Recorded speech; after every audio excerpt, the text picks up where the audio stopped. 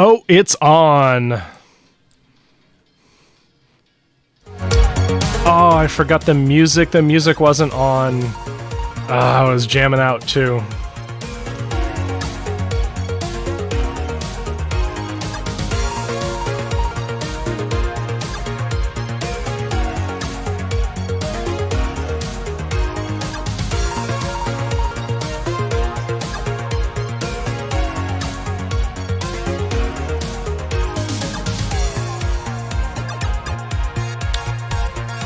It is on, it is on, it is on.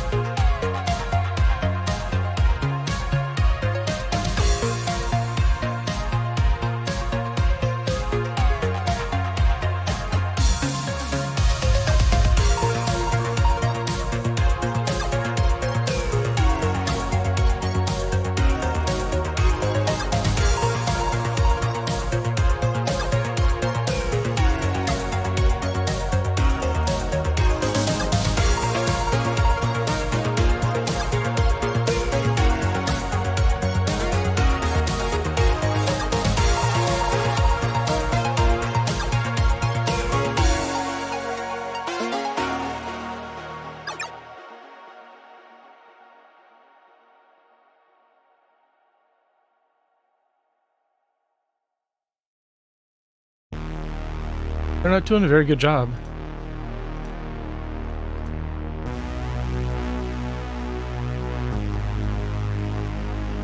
Oh, got me.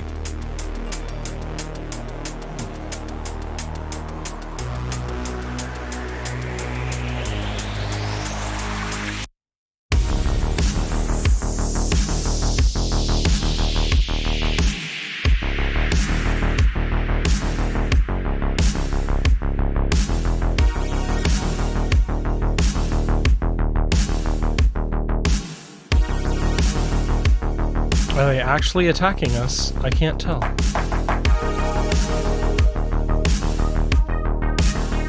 Okay, where am I relocating to? Let's do Abliak Alpha.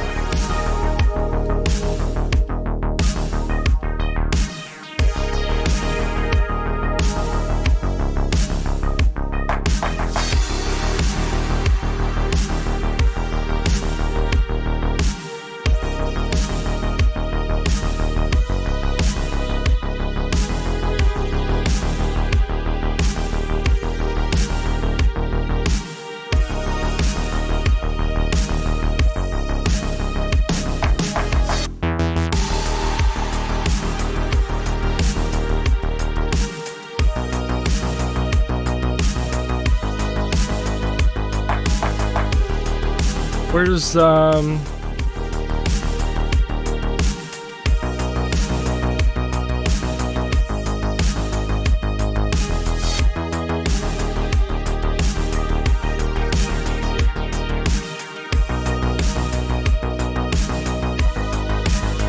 okay. This was a feint.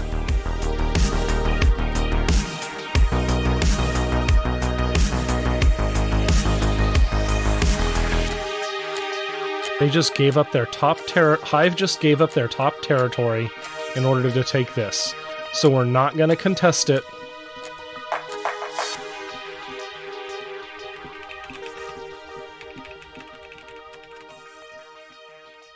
Nice.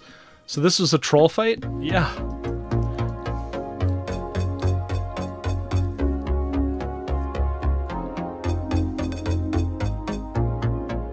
So now we have something to attack. Is that what we want? Well, they could cut our territory in half.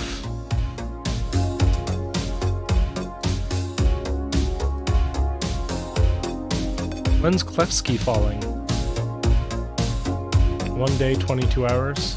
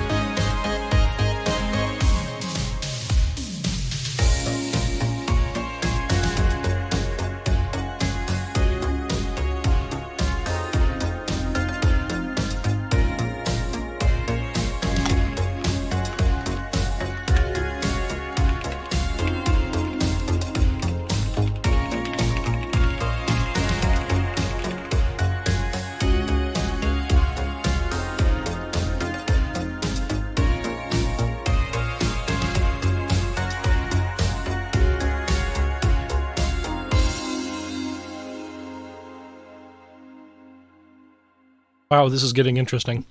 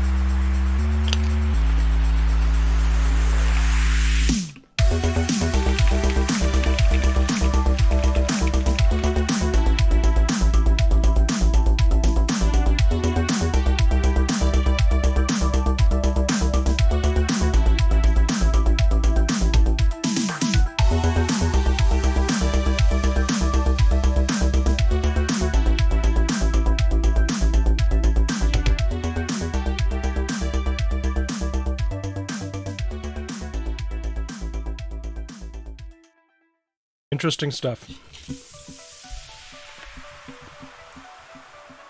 I need a hotkey to flip my visualization.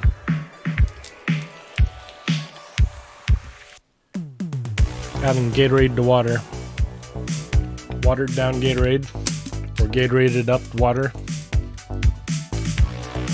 What keeps me healthy.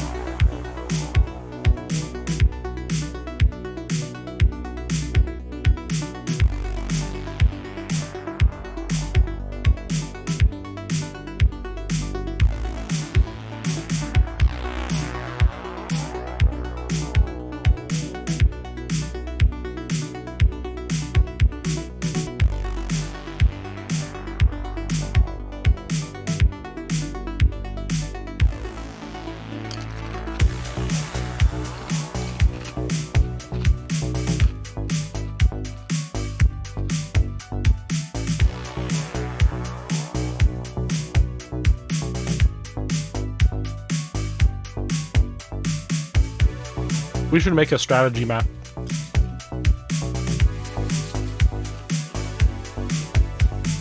But first, I need to recrew. And I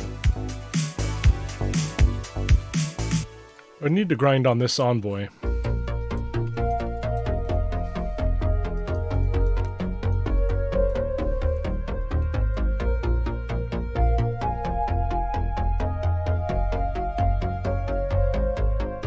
scared. No! Oh, there we go. Very easy. Yeah, I'll take that. Oh, wait.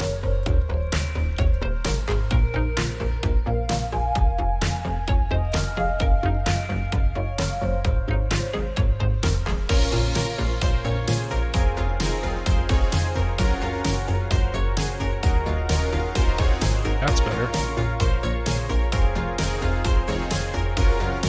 More like it. Okay.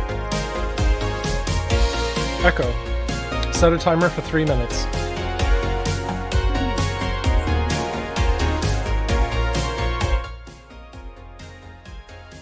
You know what I need to do? I need to make it so that the music is the right volume by default.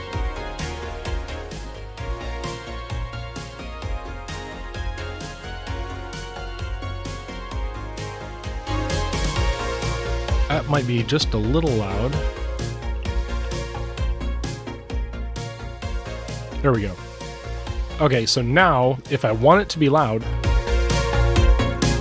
I just boost it, and then I'll take it back to normal.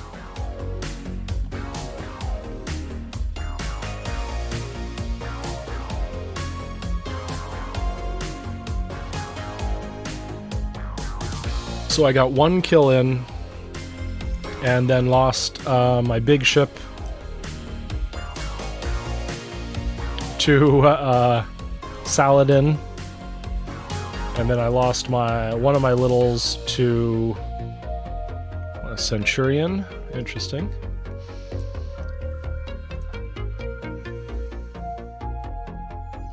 Okay, so let's make this the Savannah. Yeah, or no, Horizon. And what are we gonna farm with it? We're gonna farm something easy.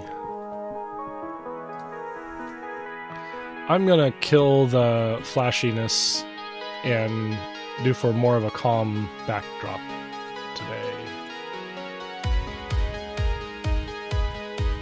There we go. I'll keep the music though. I might cut the volume down just a tad.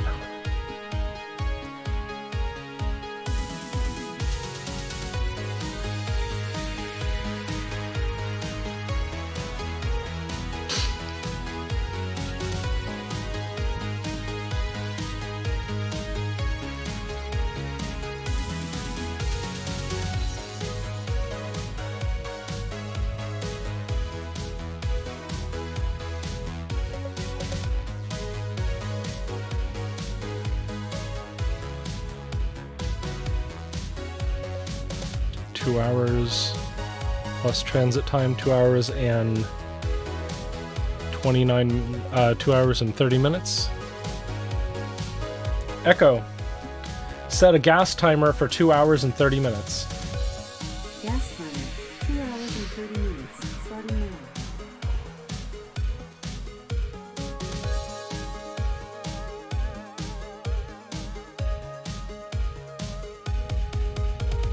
Okay, strategy map. Echo. What timer is this? Oh.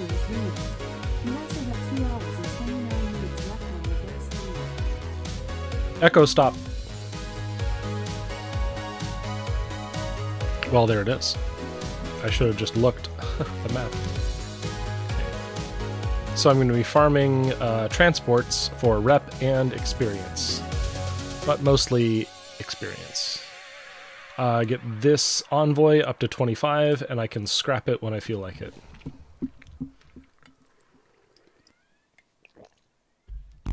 Hi Prod, hey, bonus stream. I might as well explain what just happened. We were going to join the BOOB clan in an assault on this empty territory, assuming that Hive would not attempt it. That Hive would continue to try to cut our territories in half here at Helvey.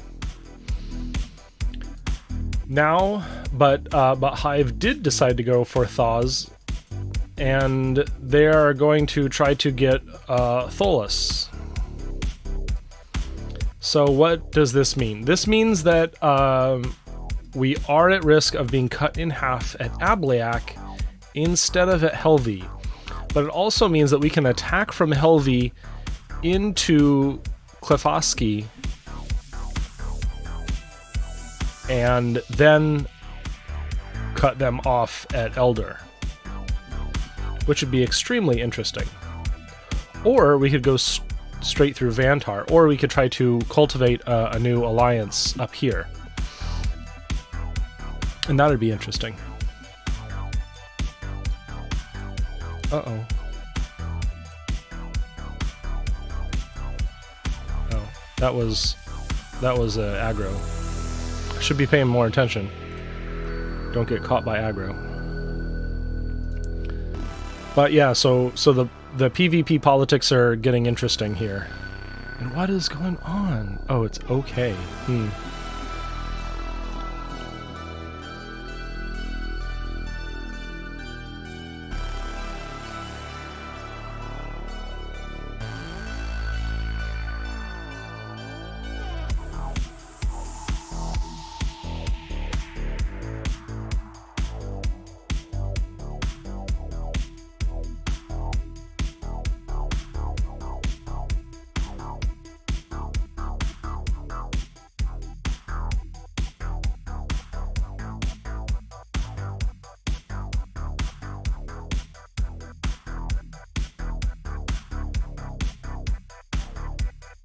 This aggro is bothering me.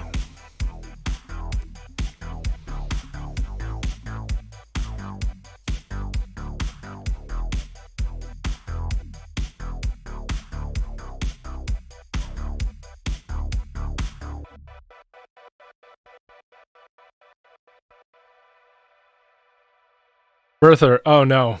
I streamed once when I felt like getting out of bed. And just now I feel like getting out of bed again. So, getting there. But plenty of fluids. Give the chance for the sinuses to drain. Oh.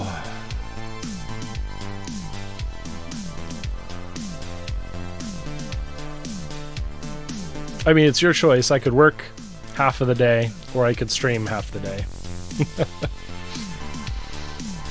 Or probably more like a third or a quarter.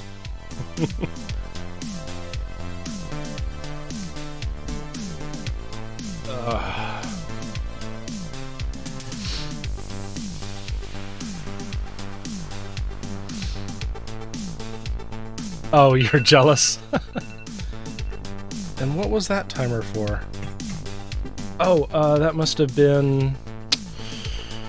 That must have been one of these? Yeah, it's my refinery timer.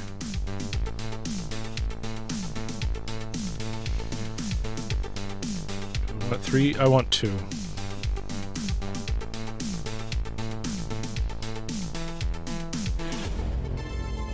Right?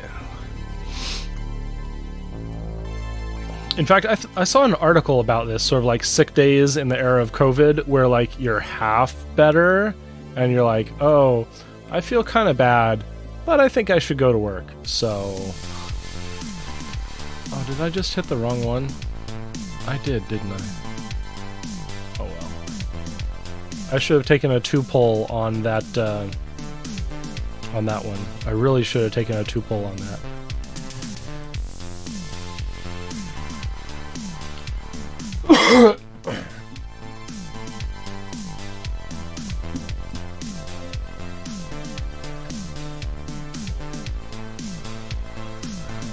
Well, now you've got kids, so you have to look forward to that trend reversing itself.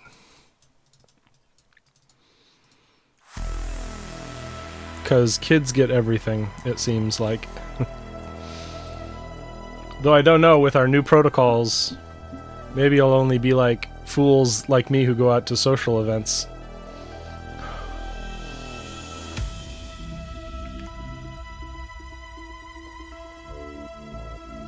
Okay. Now where is...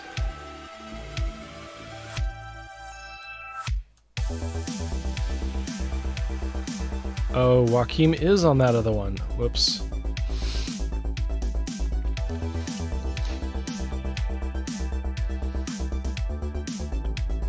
I should have pulled that. I should pull this back soon. Oh well.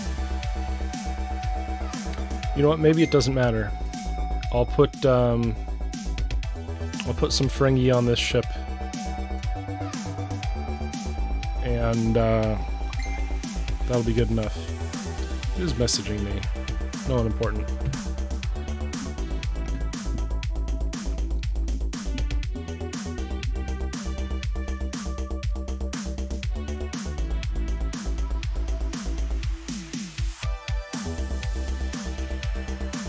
I really like Kath's repair efficiency.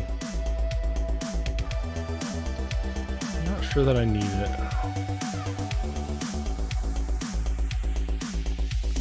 Alright, let's do Fess, Arok, and the Vulcan, Stawn.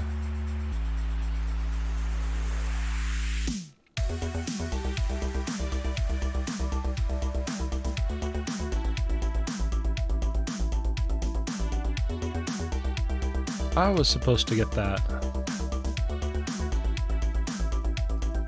Come on, load. Yep, someone else got it. I do kind of want a...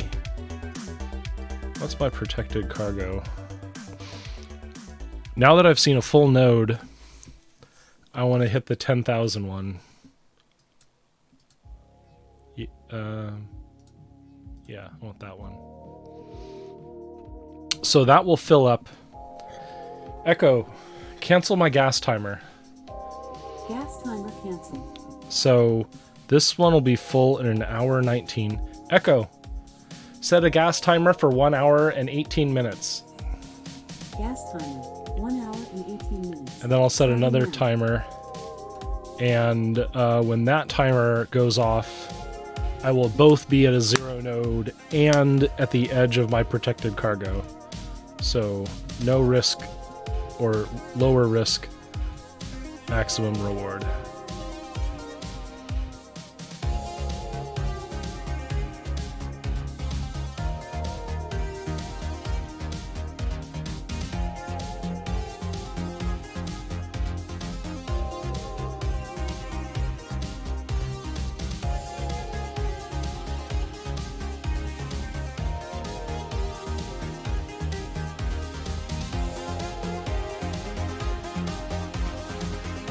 So how's your evening, everyone?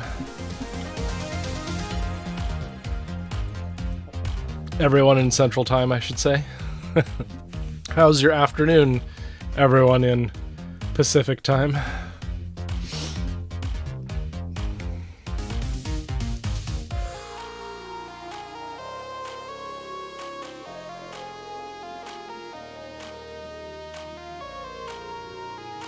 I almost think I need a second light. Oh, I'm missing my accent lights. I still haven't unpacked. It's like I got sick and I forgot to do everything. Wendy's. Wendy's, Wendy's, Wendy's. Get a Wendy's vanilla ice cream cone to go with your burger with the square patties.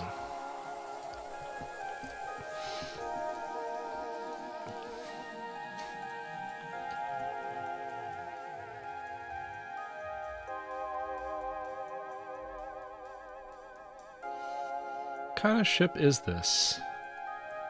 Gladius. Interceptor.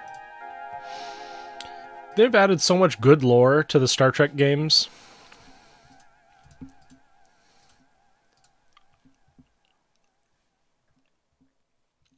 PyProd, have you tried Plant UML? Oh no, component diagrams, like electronics?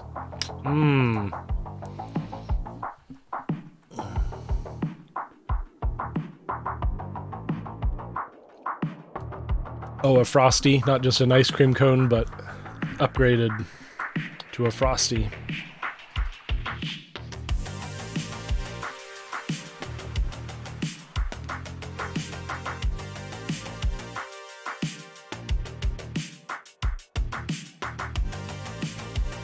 Plant UML is for software diagrams. Highly recommend it. The more Plant UML you learn, I think you'll find it easy to diagram a lot of stuff with Plant UML.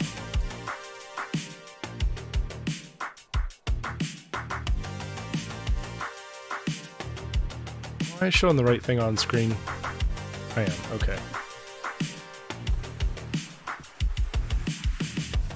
I'll be just a minute.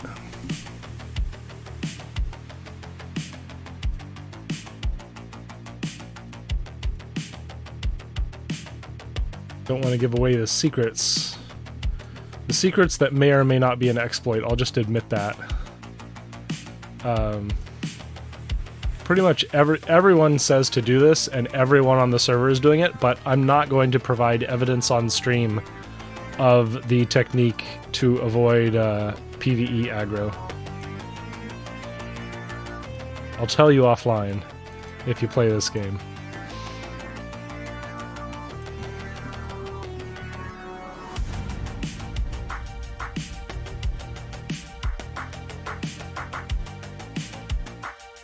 Go.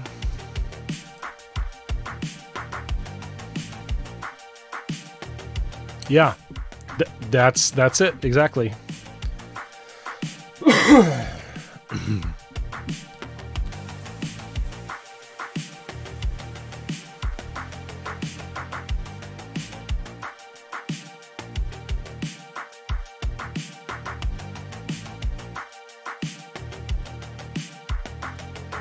So PvP is not happening.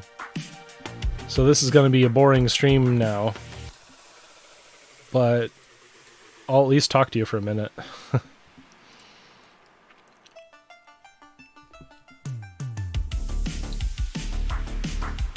Knowing Birther's politics, though, I might find a great stream for you to raid into. We'll see what you think about this.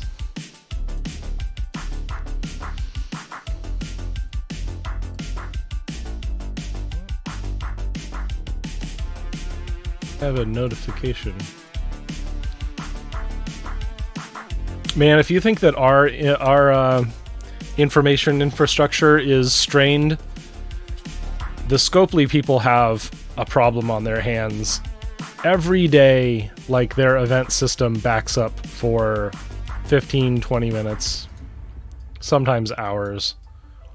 So people are here playing these not those, that's the store. People are playing these things. This is their version of missions, of recurring missions that are not programmatically defined, but these are ad hoc defined. And so when those happen, I'm pretty sure they calculate the results in the background. And you know how that goes. They try to do it real time. It doesn't work very well.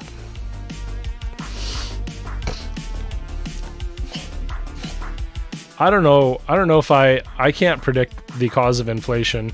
That's a little heady.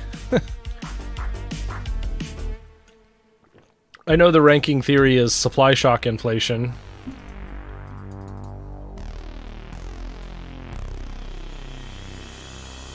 Well, I mean, it would be like the program that I run, except you know, more planned out. Like, oh, this is content. This is what content is in a microtransaction game. And so, like, they say, oh, well, you have to do, well, this one is cycling, so this one's the simple one. But all of these, domination, BP event, recruit Spock meta, recruit Spock Doomsday, surveyor extraction, lab experiment, all of these are different systems that are absolutely, I could absolutely see how to implement these.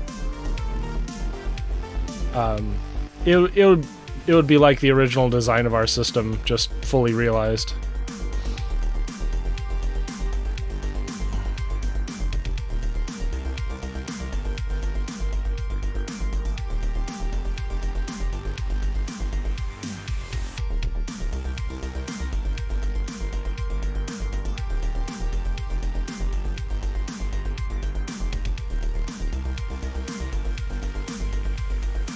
This is a good amount of XP and rep, so I kind of like this grind.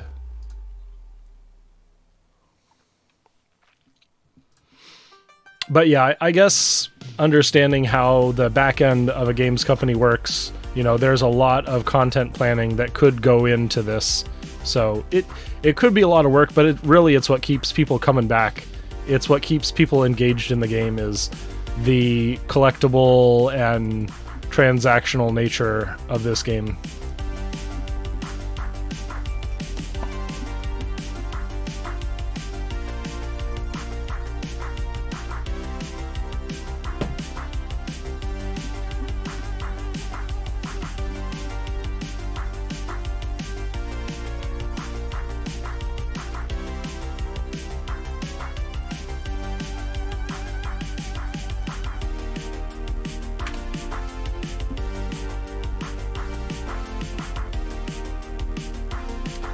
Anarcho-Bidenist.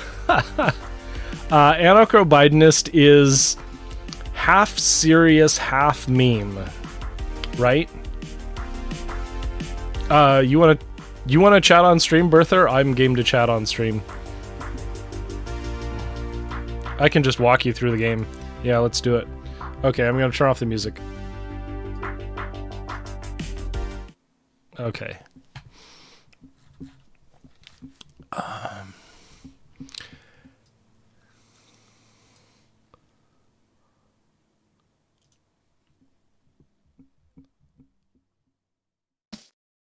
Hey.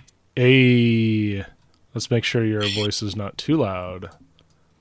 Yeah, that's not good if it's too loud.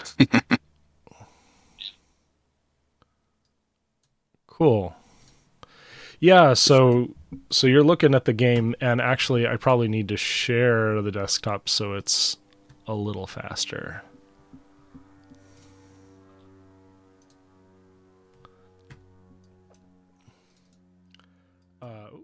Nope. Right, so what I'm doing here, this is a free ship called the Botany Bay that you get as the augment plotline, you know, Rathacon and all that. And so I'm near the end of the top tier of the Botany Bay. Well, not top tier, but I'm close to the end game of the Botany Bay. And so it was a pretty cool addition there. Basically like a plot line they added. Nice. Tell me more about that their quest system. Yeah. Okay, so there are 3 different kinds of okay, so game loops, right? If you're Raf Koster, game grammar is the thing that I'm going to be talking about. And so the innermost game loop, of course, is you have a ship. You fly that ship around. You can shoot at things with your ship. Not this one, this will kill me. You can mine things with your ship. That's the innermost, most detail-oriented game loop. Okay. Is it kind of like EVE Online in a sense? Very rudimentary EVE Online. Gotcha. I would say that if you remember the Snoopy Fighter Pilot, whatever, like the very, very basic game is Snoopy Fighter Pilots. That is the innermost game, is flying around, gathering resources, and shooting things. Okay, then you have the next level up, and that is, well, your ships get damaged. You can spend money to repair them. And you need stuff like that you're mining in order to repair them. Then the game loops progress of PvP.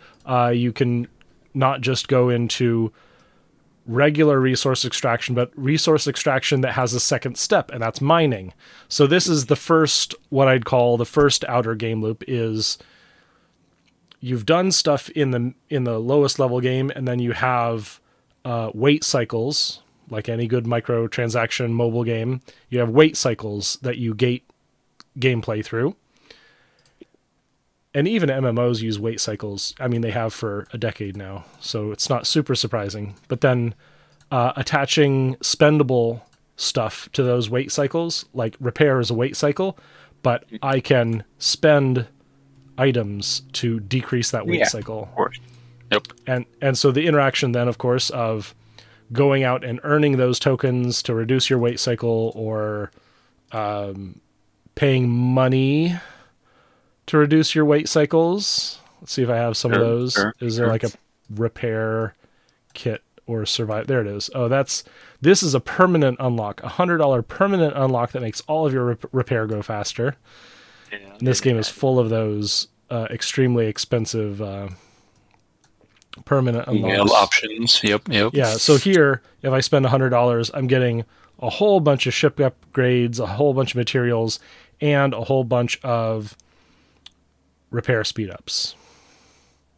Yeah. And ship XP is hard to come by. So it's interesting. The number one, and this is a different game loop, the number one way of getting ship XP, I think, is either away missions, which is like, there is a WoW thing. Warlords of Draenor had the thing where you send out your troops on missions, basically a Farmville style resource allocation minigame. This is what I use to get ship XP, is these mini resource allocation games. Interesting. Here's the like you send them out, and after some period of time, you're able to control your ship again, type of thing. The resources that you send out. And in this case, the resources are officers. And so the officers go out and they'll collect about 6,000 ship XP for me. And I've got Kirk, I've got Decius, and I've got Wotelm. And each of this is, the Enterprise reboot.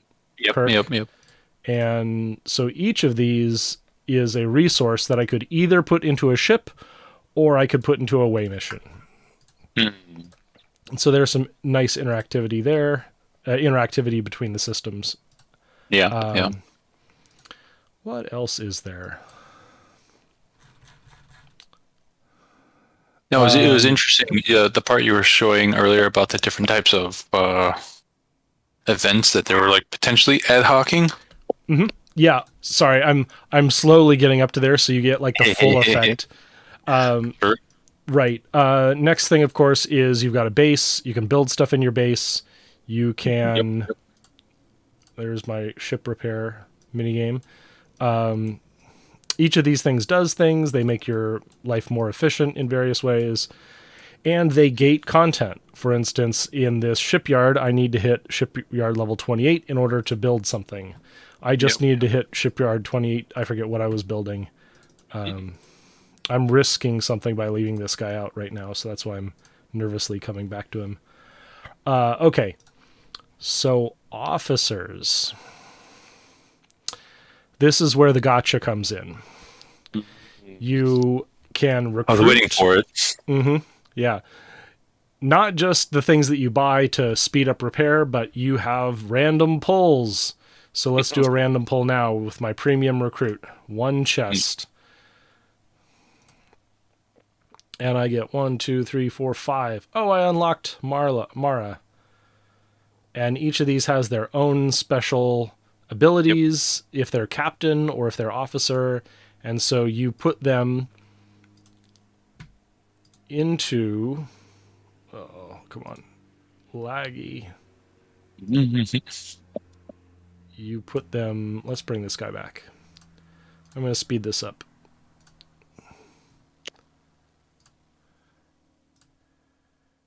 You put them into a ship. This way.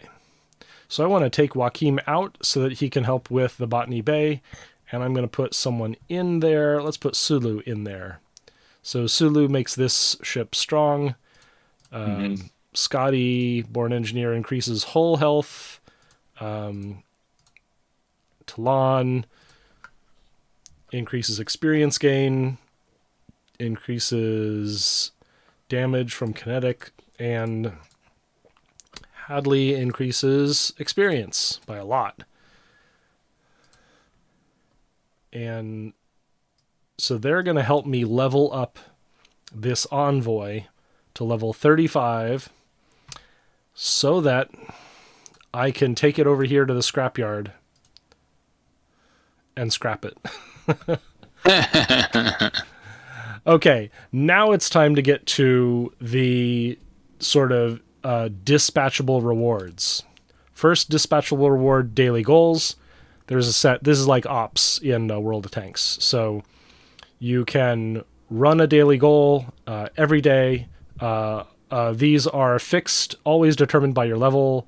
I think World of Tanks, they're either rotating or they're sometimes slightly random or they're on a fixed schedule. And you get fixed rewards for those, just for finishing the objectives. And every player, I think, gets the same reward, both here and similar to World of Tanks. Then there's missions, and these are quest-based objectives, just like a tutorial or an extended tutorial that goes throughout the entire game forever. And so those are permanent and baked into the game. And then, of course, there's things in the sale menu that are free. You've got offers. That's the habit forming. Mm-hmm. Yeah. and they integrate gameplay into the same menu system as the store. So there's anything to get you to go to the store. Yep. Right, exactly. So there's stuff you get for free. All this stuff that I open at like 6:30 or 7 a.m. or whenever I wake up. Then there's this, which you already saw. Then there's this, which is if you have a 30-day bonus pack. Thing, yeah. You open those every day. If you have an alliance, I should use these. So I've been going on Armada hunts with my alliance, and so I can open some of these every day. I don't know if I want to open... Oh, there's ship XP in there. Yeah, I'll open it. I've been doing a lot of those. And I didn't even get any ship XP. And I don't have... Yeah, I'll get 2 chests here. Oh, I got some Centurion blueprint. So this is like the big one is when you start to unlock ship parts. Oh, yeah. And then territory, these are all mostly cosmetic. Sure, Actually, sure. Tritanium is pretty interesting. I should probably keep getting Tritanium. I could think about getting these as well. Are you spending in-game like the local in-game free currency, or are you spending some like premium? These are okay. So this is earn up. There's 2 real money premium currencies, and I'll show you those. One of them is multiphasic, and multiphasic is a in-game currency that you only get through using the free stores. So the Google Play Store and the iOS Store do not give you multiphasic. Only the PC client and the web store give you multiphasic, and it's just a bonus. And it's a separate separate currency, so that they don't have to account for it to those stores, which is a really clever way of dodging any requirements. Yeah. Yeah, what was it about the Diablo Immortal? There's 22 different currencies in the game. That's nothing. Yeah. That's nothing compared to this. Sure. But again, we're talking about Diablo, which is a fantasy ARPG horror genre, if you will. Yep. And there are no like factions. There's no like, Sure, there are factions in Diablo. I'm sure there's reputation. Oh, I forgot reputation. So I can earn up. I can earn up. At the moment, there's not a reputation thing. Oh. And if, at the moment, then maybe we'll get to it, but yeah. Right? So if I hit 10 million reputation with the Federation, then I'm locked forever, and then my rewards don't go down. Though I think I can go up further. So if I want to go all the way to champion, I can start to get some of these more lucrative rewards. But what everyone seems to do is they get to maximum Federation, and then they start shopping. So they either dual or 3-way rep Federation, Klingon, Romulan, because these are exclusive. Gotcha. And so it is, I gain Federation, and as I gain Federation, I lose in the others. Yep. So it kind of forces you to pick a side, if you will. Exactly. Well, except then you have the lock mechanism. So after you lock at 10 million, once I get to respected, I never lose respected. And that's when I can get the Enterprise Class D, and that's it. I have to go up one more to get these rewards. But yeah, that's when I can unlock the Enterprise D. And then this augment one is a side quest reputation, and Rogue is another side quest reputation. You actually have to buy a ship, I think. Either that or I'm just not high enough level to get this one.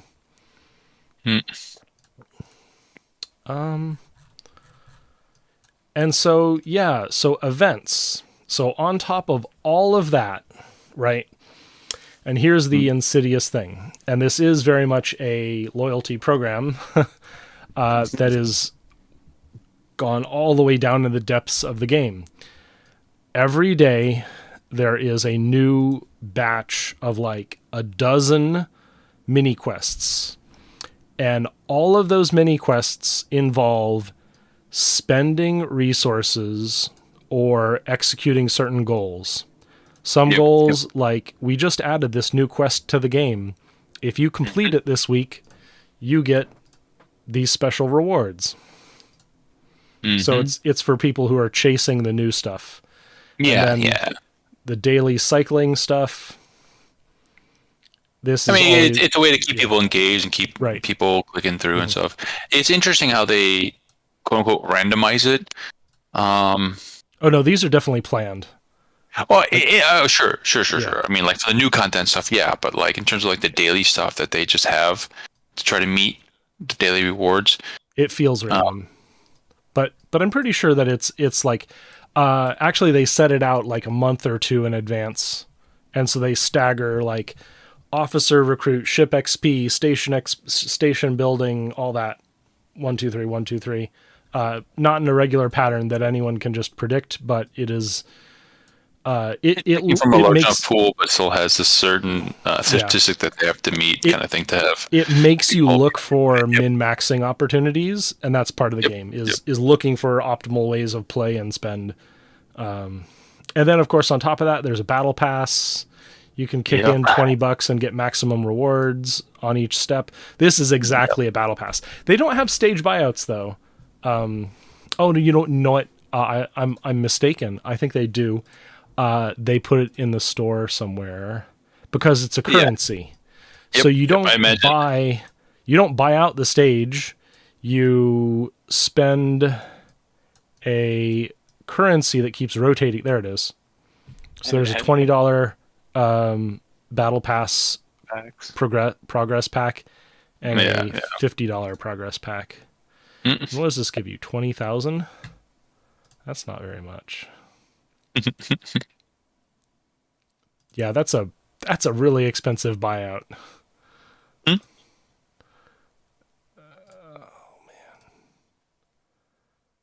But yeah, this is there's enough stuff here that you can kind of pick and choose on how to monetize, because the IP behind the game is so wide. Because you have the idea of like exploration, you have war, you have mining, you got fighting with factions and PvP. Like the tanks doesn't have any of that really. Yep. Oh, here's the other thing. The thing that I just clicked was you help your alliance members. So when you are building something, you click a button and say ask for help, and then your alliance members only have to say give help. And so this is just a give and take, back and forth help mechanism to keep incentivize having bigger alliances. And then this one is every time someone buys something. That's a real money spend. You get a little bit of bonus, yeah. Yeah, exactly. Nah. It is a downstream, as I call it. Yep.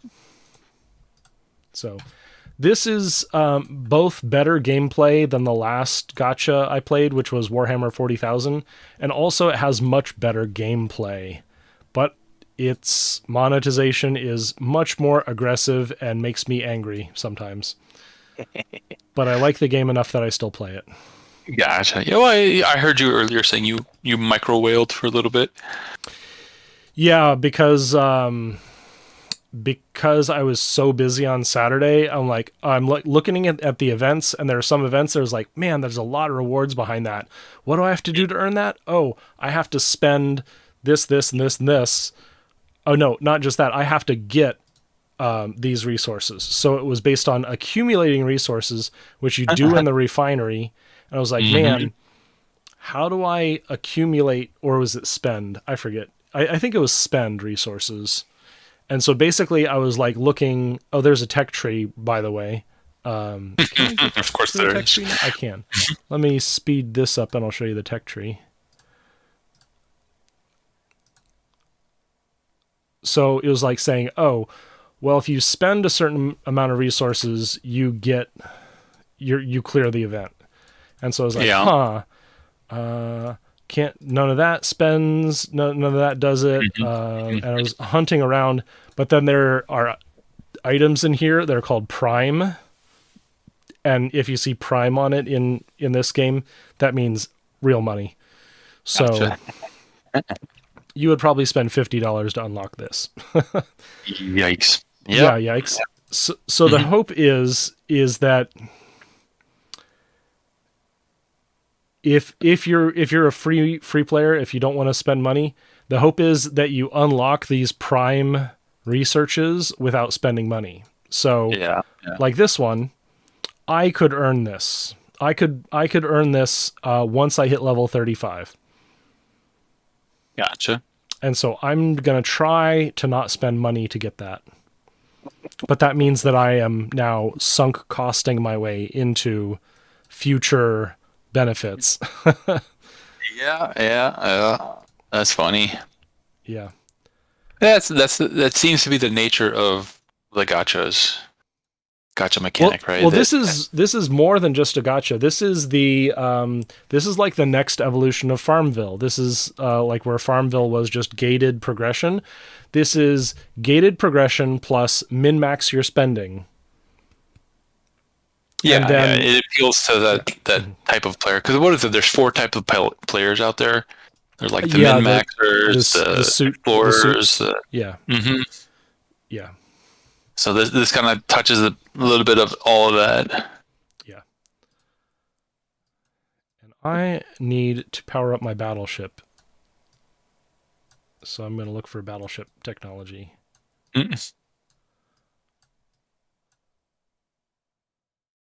Yeah, it just seems a little... I mean, obviously, once you start playing, all these get introduced slowly but surely, and you see more and more of the mechanics of the game. Now, for you, does this scratch that itch of like min-maxing? Oh yeah. Well, there's 2 different min-maxing. There's both my spend min-maxing, and there's the officers min-maxing. This thing is min-maxing. Yeah. And then what else? And I saw that they had the commanders or whatever from the cartoon version. Yeah. Was it Underdeck or something like that? I forgot what it was called. Below deck. Lower decks, yeah. Something like that, yeah. Yeah, so like that triangle guy, yeah. This is cool because if you think about the technology, most of these are 3D models, right? Yep. Mm-hmm. They even have perspective. Yeah. What happens when I twist this? He doesn't twist. Not so a little bit. I'm just looking at the bottom left corner. It looks like it's moving a little bit. Oh, that yeah, edge. you're right. Just a smidge, though. So it's like the cartoon characters are always a... Is that isomorphic I think so. projection? No.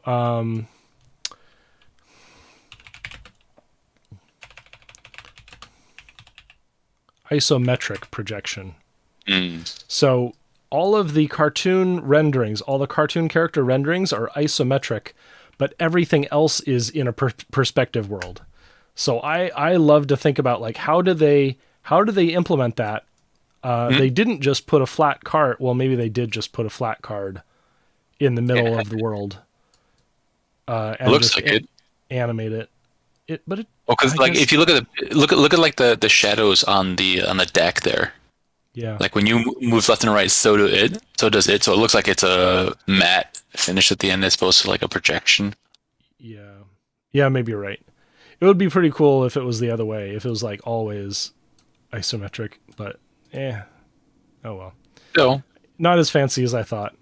I mean, I've worked in isometric geometries for the tiny build people 4 years ago now. And that was cool cool to figure out how to do that in Unity. But yeah. I'll have to add up the number of currencies in this game someday. It's crazy. yeah, I mean the only reason why I know is because I watched some video on Diablo, and they're like, right, it's a great game. If they didn't have X, Y, Z, Z, and just kept on going on and on. It's like, all right, you know what this is? This is a bunch of Gen Xers who have never played a mobile game. Well, no, it's like the it's just weird how it's like. I mean, obviously, I know it's a gacha game. It's on, right. Primarily for mobile, and then they added this like PC port for Diablo at least, and it's just like they basically took Diablo 3 and added a bunch of gacha mechanics to it. Right. And Like- probably like simplified the literally- gameplay. Probably simplified the gameplay just a bit. Yes, but not by much. Cool. Like I mean, the Diablo, they still have the you only have so many skill slots to use for your normal attacks and skill shots, if you will. You still have gear that gives you set bonuses type of stuff. But it's like the gem system is what they really capitalized with the gacha mechanic. Yeah. And like that's where like 90% of your power comes from. Right. Unless you're into like the super upper echelons of Paragon levels, in which case at that point it may not matter. You're going to see my trick now. So you see the guy coming towards me? Yeah. And if I do this, and then this, and this, then he's going a different direction now. And I just have to wait.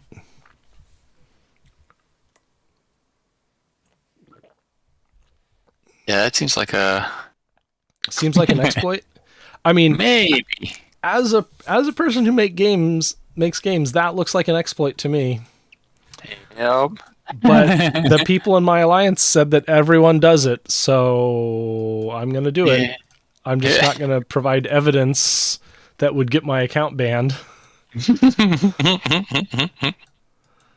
And there's ways of handling that with your own ship. Like if I send 2 ships out and I have my more powerful ship kill the one that's targeting the weaker ship, they'll leave me alone. Yeah. Maybe that's an exploit and I'm going to get banned now. But that seems more obvious and it requires an extra resource investment. And I still haven't chosen my research. I'm assuming everything is, time gated and everything as well. You know what, man? It was like 1999 or 2000, and I was arguing with someone like, "Oh man, I really hate how much time people are required to sync into EverQuest, and I don't see myself ever investing that much money in EverQuest unless that changes." And look at you now. Look at me now. They created a solution. The solution is there are these little currency things that spend you have to dole out the real time you spend. Yep. What's next? Oh.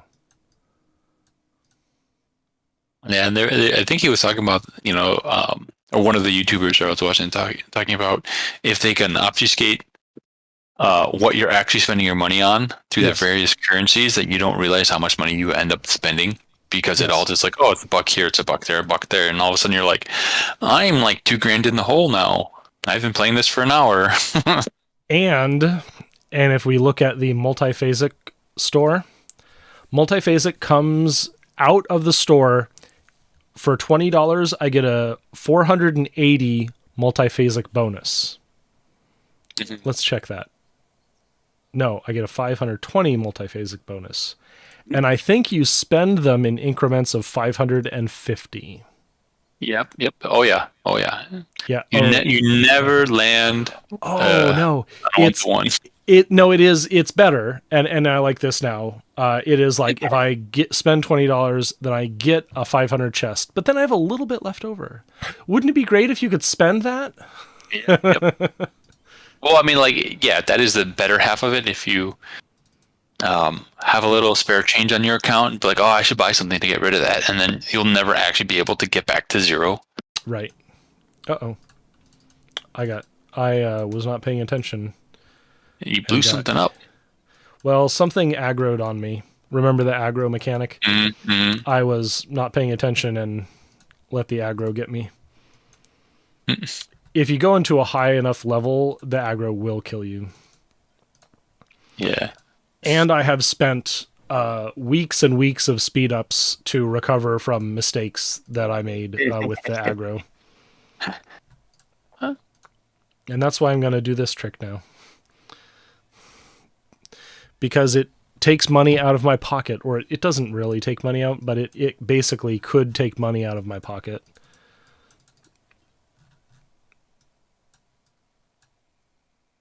And I don't like that. That makes me angry. And that's why I feel justified doing this thing that might be an exploit. That's the other thing is okay, consider the thing that we do when you PvP. When you PvP in a game like this, you are... But you're effectively doing PvE at this point. You're not doing PvP. Right now I'm doing PvE. But yeah. And here's the big but. Any player who is not in my alliance could blow up any one of my ships at any time. Anywhere in the game. Anywhere. So right here, this ship... And actually, this ship, so I'll explain, but yeah, this is a legal kill right now. And now, like, sitting out here, now it's not. He could sit here forever, and I would have a complaint against any player who killed me. And what that complaint system is called rules of engagement. So I'm going to put this on stream rather than in our call. But the rules of engagement system is server 76 space station. We have rules. Gotcha. And this is for every player in the game through a mutual agreement between the players. Huh. And it's called Rules of Engagement, server ROE. So what is server ROE? That only really applies if you're in that Discord, right? If you never, like the other guy was talking, he wasn't in the Discord. If you do not follow ROE, you will get hunted down by the entire server. Is theoretically the rule, but in practice, it's not. In practice, it's about mediating disputes between guilds. It's about, and what it is in practice is, this is a strategy that the player base has in order to reduce the amount of required spending in order to enjoy the game. Yeah. So yeah, I mean, I could see definitely yeah. being useful for that. You know, the fact that, you know, you don't want to lose any progress because some guy ganked you. Right. You know. It is a player union, if you think about it. Yeah. And so what that means, though, is that there are situations where it's legal to gank someone. And the point of crafting the rules of engagement is to keep the game fun for everyone. But also, there are things they can do, like if I took out, not that ship, but this ship. Wait. Oh, I need to recrew. I need to reset my crews. But so if I take this ship out and I take it into normal space, then anyone can gank me. Anyone strong enough could just take me out, and I would have 5 hours of wait time and about 150,000 tritanium to repair. And that stuff costs money if you use too much of it. So what's the answer? Well, the answer is rules of engagement for things like survey ships. Survey ships, you are not supposed to mess with these unless they are doing something bad. Unless they are, unless they have more cargo than they're supposed to be carrying, or unless they are actually PvPing. So if I take this ship and I find a legal PvP legal target, like that's a legal target, and I kill that person, now that's a legal kill. So again, it's all a negotiation. Sure. And the next thing that I'm trying to negotiate, and I'm actually talking to some of the alliance leaders, we have this 4 alliance conglomerate that is really 5 alliance conglomerate. Yeah, we have a 5 alliance conglomerate that's trying to dominate the game, and I'm in the number 2 alliance. So I'm in SFO, and it is Borg, Cube, Hive, who are in a command structure together, and then there is the CADE, which is Canadian or formerly CAN, and Control, which are allied with the Borg. And we'll see how long that lasts, how long that alliance lasts. But yeah, so look, they're even wearing the same logo. Show their support. So yeah, so if the top player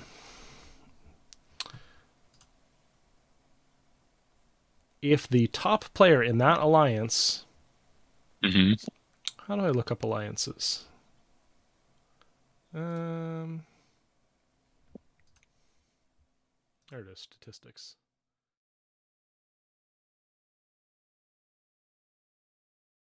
So if the top player in Borg switches, let's look at the power. Top player in Borg switches to Cube or Hive in order to help them take over a territory, and then they switch back. Did they really earn that territory fairly? This is the thing that we are negotiating with rules of engagement. Gotcha. So, again, like a player union. And now this guy is over. Okay, so let me explain why I'm recalling this person. This has cargo and protected cargo. So it says 18.18 thousand protected and 22.2 total. And that turns green here on the left. And that means, okay, now I'm a legal PvP kill, so I want to go back to base.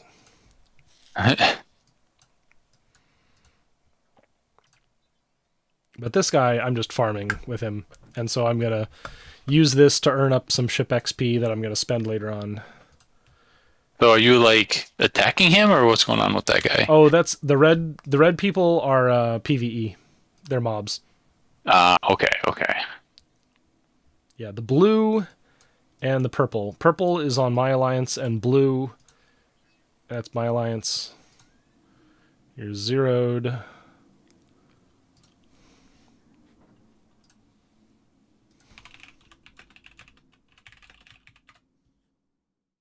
If you're on a 0 node, you're also a legal kill. Most people don't bother with 0 nodes unless you really hate them, though. Yeah. And we had some drama this morning, so I went out. That's why you saw me checking and following a specific procedure that meant I was allowed to kill a player who was on a 0 node.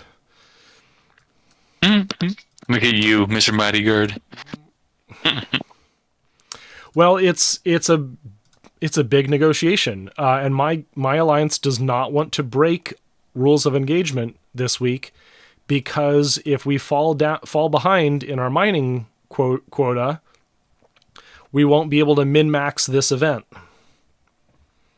This 4-day limited refinery event. So it's definitely a thing, is min-maxing the benefits. Sure. But is it min-maxing because of the amount of time it takes to perform, or is it just... Yeah. Absolutely. Gotcha, okay. If you're spending time PvPing, you're not spending time mining. Like right now, this guy should be something else. I should be my North Star premium ship. And what's that? That's all cargo. I don't want him. I want this loadout.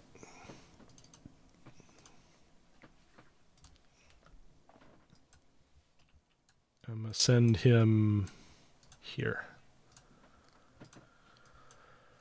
And so what I'm going to do is I'm going to have him mine that until he's overprotected cargo, and then he is like a half PvP ship. He's 283,000 power, which is decent, which is more than most. You see, I consider... if you're familiar with the old consider mechanic, all of these are very easy or easy to this ship. Yep. And so I will literally go out and gank people after I fill up my protected cargo. Because at that point, I might as well be PvPing. Yeah, you gotta min-max everything, right? It's the curse of the programmer, I guess. Yeah, part of me wants to like script solutions to it, and I'm like, wait, then the script is playing and not me. It's also against terms of service, by the way. Well, yeah, for most games, but like, I'm just thinking like, back in the day, I used to play a text-based MMORPG. Yep. And it's like, yeah, you can make macros within the client itself because it's text-based, but it's all like rudimentary. Yeah. I'm like, all right, I can do that. And they had like a pretty strict no AFK policy. Oh, wow. So like you had to be like good enough to like make it look like you're a real person while you're doing your stuff, because it is a lot of repetitive events to like skill up things. Yeah, and it's pretty interesting mechanics behind how they did like the skills. Save the story. One moment. Sure. I'm going to turn the music back on and go to the bathroom. So I see how it is. Yeah. I've been giving you a long talk, and I've drank in 3/4 of a liter of water. Yeah, you get out of here. That you gotta get some Depends, right? Be right back. Oh man, poop socking. Be right back. After I move this. Oh, this guy's safe. I've got 5 minutes till I'm not safe. Be right back.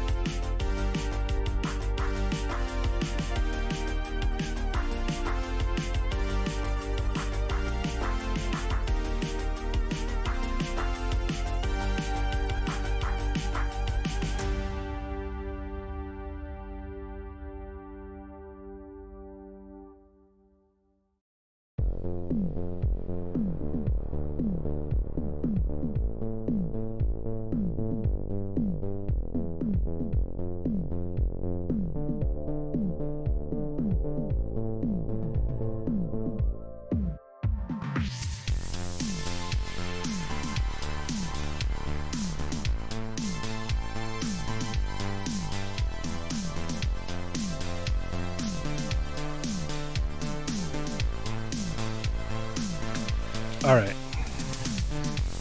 So which game?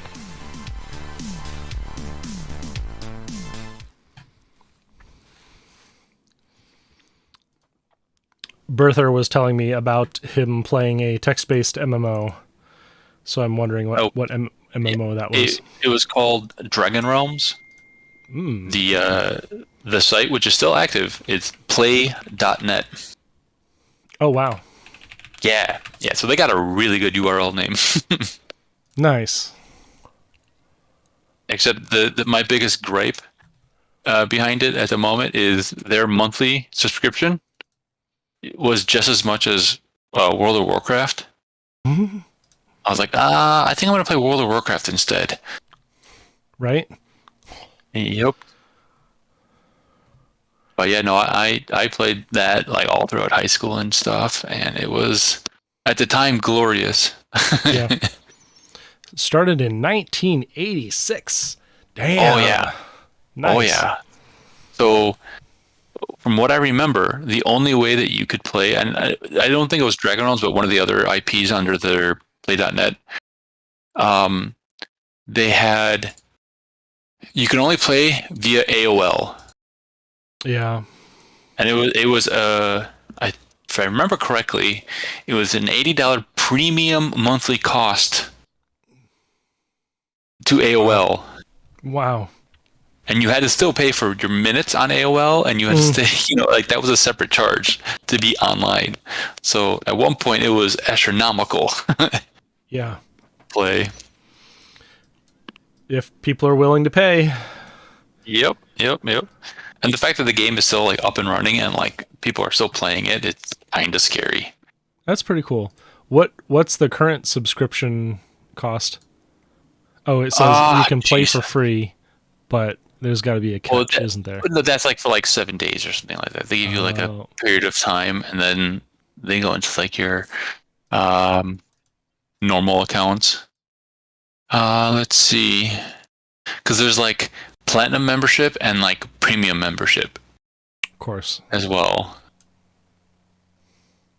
And then they also created another realm called the Fallen, which they allowed AFK scripting.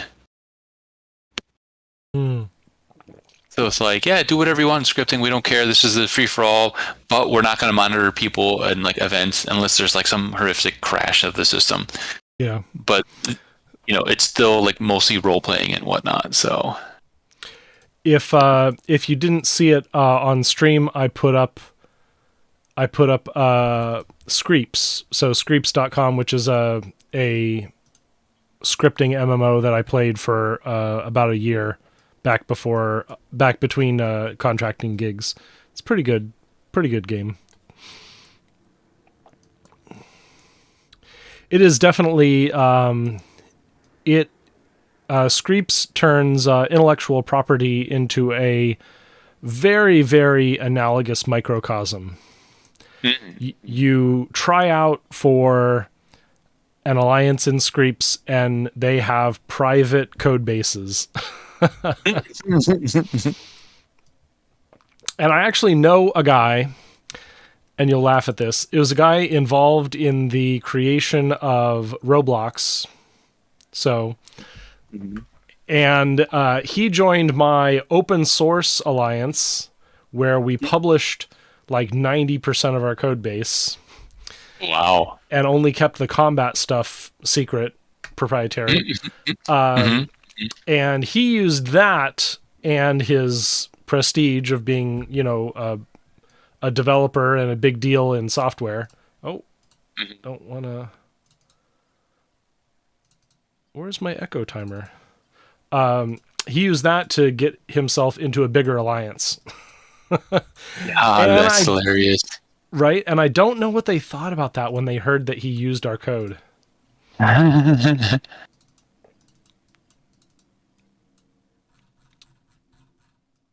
So here is the more difficult quest that I do every day. It is a daily goal called Federation Champion. So I have 16 very difficult to defeat enemies to kill. Oh, okay. most of these will kill me right off, like right away. Some of them, this level 36, I can kill maybe 4 of them before I have to go back. These level 35s, this is where it's at. I can probably do 8 or 9 of the 16 I need before I have to repair. Gotcha. Oh, I just found it. So the standard subscription for basic in Dragon Realms is $15. The premium is $40, and the platinum is $50. Wow. And that's a monthly cost. So it's like, you know what? Warcraft's a little bit better. But it actually seems pretty affordable compared to Star Trek. Yeah, to some of these monthly or the gacha games, yeah, for sure. Yeah. But it is interesting how like the model went from like you just have to buy the game and you pay everything up front and it's a one-time purchase to getting to like hey, how do we milk more money out of people? We make it a monthly subscription, and they have to buy the game, like the whole World of Warcraft model, and like that made so many millions and billions of dollars, and now it's like let's just do the gacha games, and now that's making like billions and billions of dollars. Right. So it'd be interesting to see what the next evolution of that is, or how we can get money out of people. Yeah, I honestly think that that this fleet command is near the pinnacle of monetization. I mean, it has in a sense of like, good. It has a lore behind it, so that it can expand into all the various things. But like, I wonder what the next mechanic is going to be. That's not a gacha. That's not a monthly subscription. That's not a pay up front type of thing. Is it going to be like kind of like the Roblox model in the sense like you develop something and then you sell it and other people buy into it? There are a lot of companies that are doing that. They're doing more generalized content creation than the developer owns the stuff. So yeah. There's some negotiation there. Mm-hmm. And I guess what's interesting is within that framework, what is it going to mean in terms of player compensation? Obviously, the market and popular culture is kind of rebelling against Roblox lately. Really? And so, oh man, have you not? I gotta send you this. I don't. Yeah, I don't play Roblox. I just know of it. Mm-hmm. Like my son played it for like a little bit on the tablet at some point. I'm like, you know what? Let's forget it. Let's do something else. Is it publicly traded? It is. So what have they been done in the last 6 months or the last year to date or the last... There we go. So December 2021, they peaked and they went along until February 15th. I wonder what happened February 15th.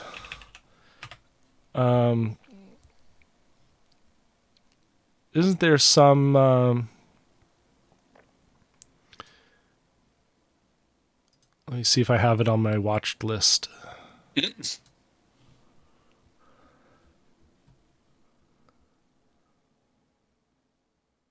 Don't play Roblox on Feb 15th.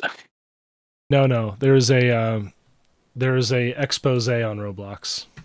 I just see some YouTube video saying don't play on February 7th. I just did Roblox Feb, and that's like the top thing that came up. Here it is. Roblox People make games. Roblox pressured us to delete our video, so we dug deeper. Interesting. And this was released December 2021. This was right. Oh my goodness. Look at that. Can a YouTuber destroy a billion-dollar company? Yes, they can. Wow. Revenue $1.92 billion. What is the market cap? $17 billion market cap today. crazy. Yeah. So there's that. Yeah. Anyways, like I said, I was just like, that's kind of crazy, but like that seems to be like the next like model, like I said, Right. of the game. Like I know like VRChat has something like that as well, but on a much smaller scale. There's no Yeah. like back currency going to the developer, if you will. Right. There's some aspect of that in like the character avatar, and like people are buying and selling avatars and like making custom models, but not necessarily of like the worlds that you can go in. So like people are making like honest to goodness like games, just like Roblox is. But I think Roblox is much more designed to allow pretty much anyone to do it. Mm-hmm. Yeah. And I know a local company that's doing something similar, but yeah, it is definitely it is a thing. Yep. It is a thing. Yep. So I'll send you this Roblox is exploiting people video. Essential watching, chat. There you go. That's how you destroy a billion. Well, it's still $1 billion company. It's not just a obscenely stock is going to the moon $1 billion company. Yeah, it's still money being made. That's for sure. Am I showing the right thing on screen? Yeah, I am. Okay. It's like now that I started streaming, I need a 4th or a 5th monitor for my confidence monitor and for my chat and all this stuff.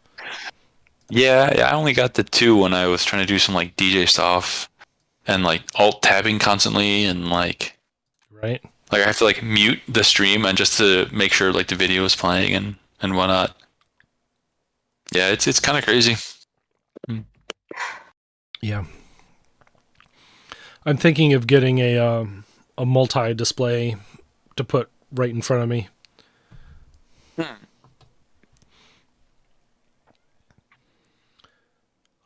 Like a couple smaller monitors. Yeah, there's like this professional rack mount thing that's super small and thin. It's called the Duo View, and I've got one, and I'm thinking of replacing it with a slide out so that I can use more of the rack. Only because the event that I did this weekend, I kind of wanted functionality I didn't have. Yeah. So either I'm gonna replace my clean switch with a ATEM Constellation 2ME, which costs about the same as the clean switch, or I'm gonna add a Constellation 2ME to my clean switch rack. And if I add to it, then it really will cost as much as a used car. I was going to say, these don't sound like cheap options. No, it's like, yeah, the Constellation 2ME is $1,600, and the clean switch was $1,200. And the clean switch right now is the most expensive thing. Hey, D. Atkins, welcome back. Good morning. Did I attack the wrong thing? I just must have not paid attention to my health. I was farming hard and I just didn't pay attention to my health. Oops. I think it costs, like 10-20% more if your craft dies than if you send it back without dying. So you have an incentive. Yeah, to keep it alive, limp along. Yeah. Oh, it's time for PvP. Did you find one of the evildoers? Yes, the evil Borg. Broke. Oh, okay. I thought it was one of the guys that you're enforcing the rules on. Well, I'm not enforcing the rules on these people, but they have. So what happened was that they partially drained. I mean, it was a legal hit. It was within rules, legal hit. So they partially drained one of our top people, and And we're kind of mad about that, so I'm going to do what I was doing before and scan. I'm going to mark midichlorian.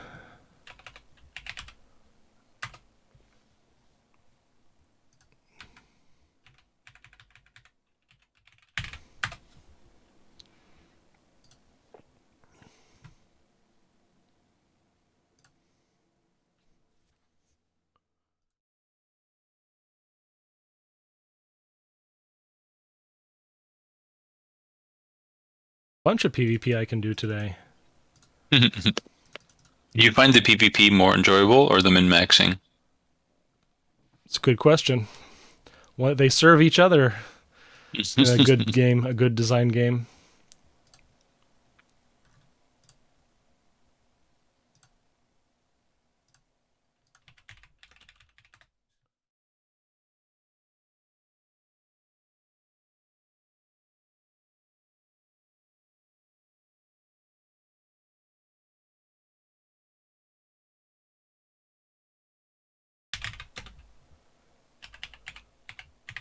I call this Cold War tactics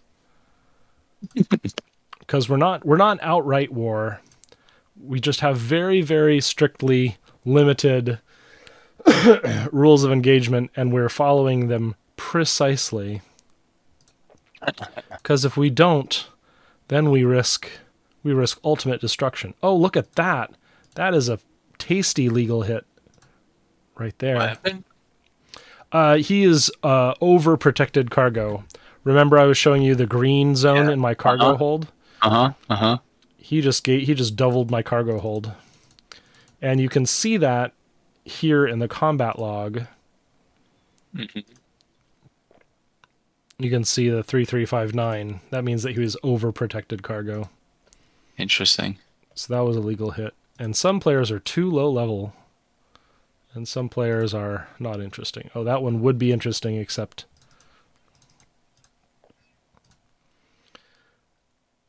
not on a 0 node. This is a different alliance I don't care about. This one, that's another one.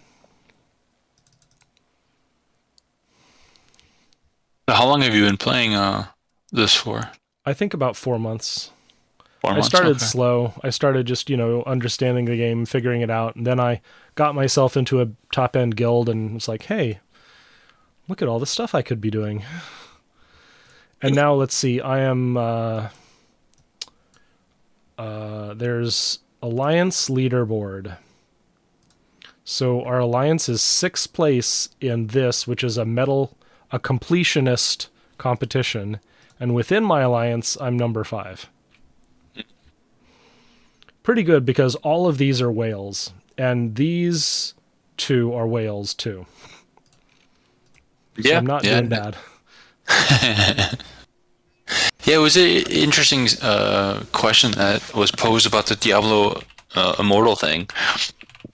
About, like, they introduced a PvP thing, which is like a 5-on-5 League of Legends style mode, it looked like. Mm-hmm. And they're like, yeah, the whales should be in their own league, and all us free to play people should be in our own league. Right. And part of me is like, it is interesting to consider how you want to be represented in the PvP if you're looking for skill-based matches or if you're looking to, whale over people. Yeah. Because the whales want to whale over people. Well, everyone wants to. Everyone wants an unfair advantage, and you can't pretend that no one wants an unfair advantage. No. How you get it. Mm-hmm.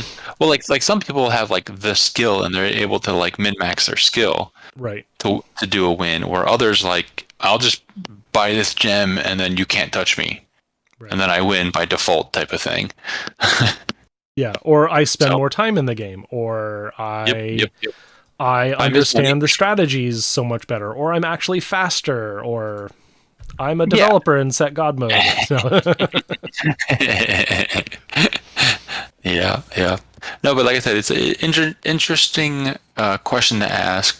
of should a game developer try to make the matches 50-50 in a pay-to-win capable environment.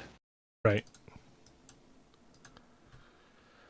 It's like, what was it saying? A sheik and an oil baron are in a fight. Who wins? The game. Right. Because they'll try to outbuy each other. Right. And that's, I mean, that's fun for them in a way. Well, but there, I don't know if you see the TikToks where the dude's saying it's a Crown, and he does rich versus really rich people. And his thing is, okay, rich people, you know, what are we saying? 10,000 a hand? And the other guy goes, no, $1. $1 a hand. And he's, what? That's no fun. And he says, okay, tell me, what's your net worth? And he tells him, he's like, okay, I could front you that. And it's like, he could, right? Because the disparity at some point is the sheik and the oil baron is, okay, well, yes, the oil baron convention these days could have a lot of money, but like the sheik, the person who is in the Saudi royal family, they're gonna have a hell of a lot more. Yep. and at that point, it's like, well, they run out of people to play with, and so $1 a hand. Yep.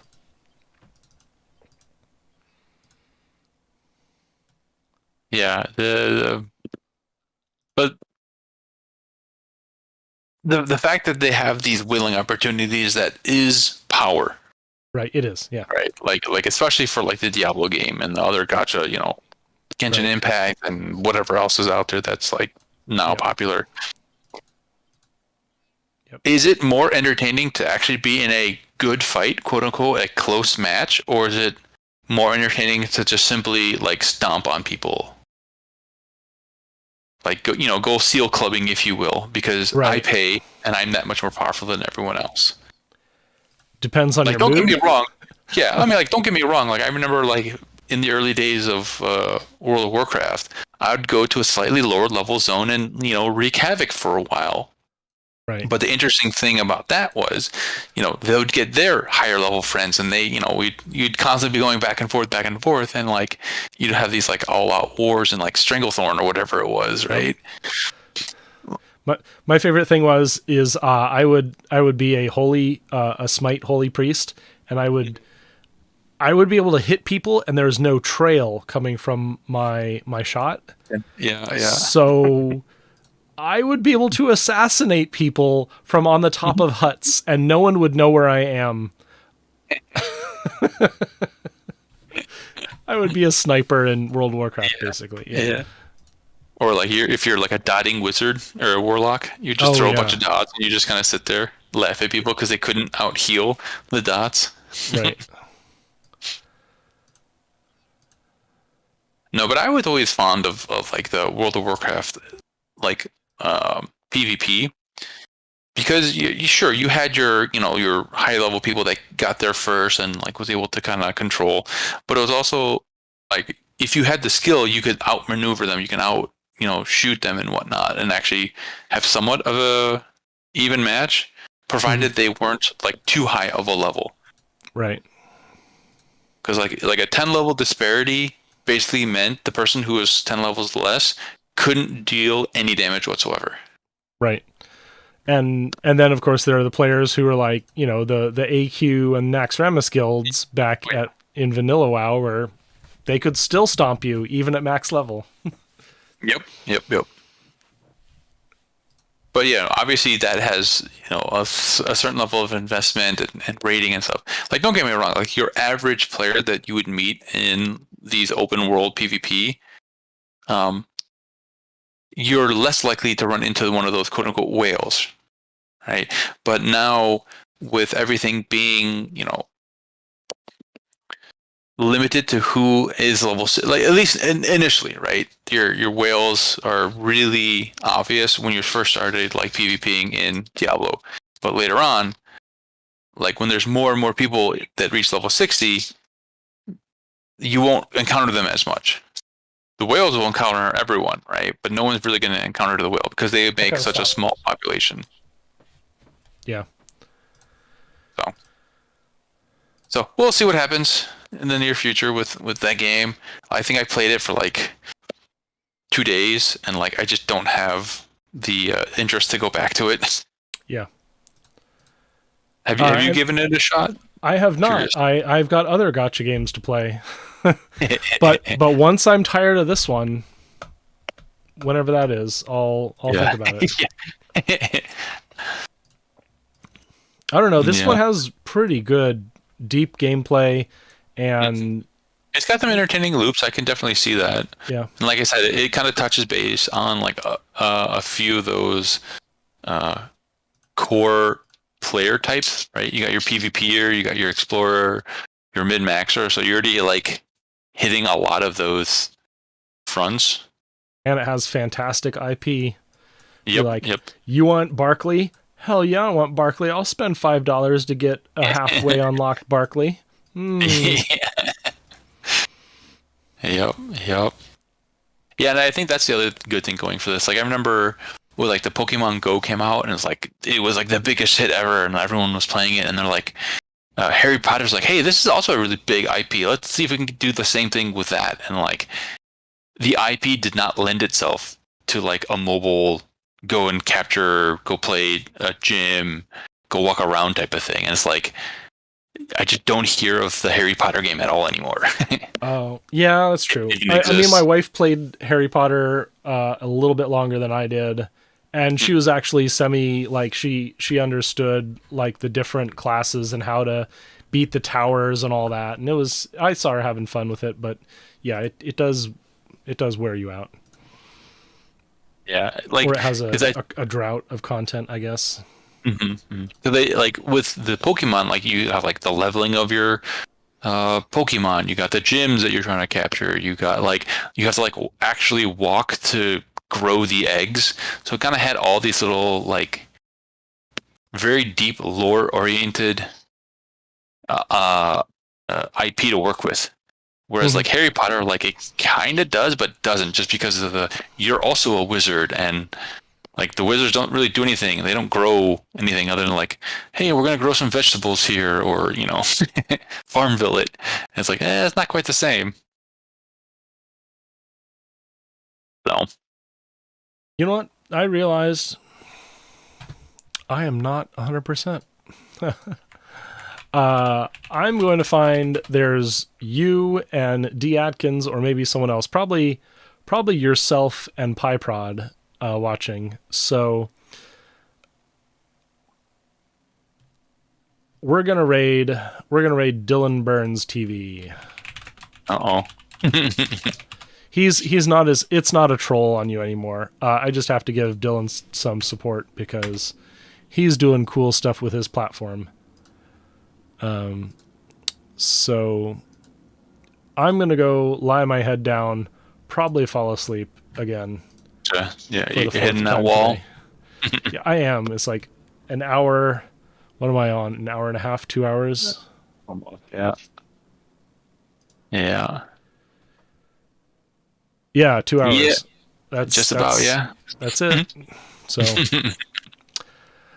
see you. Right, see you, chat. Yeah. See you, Carl.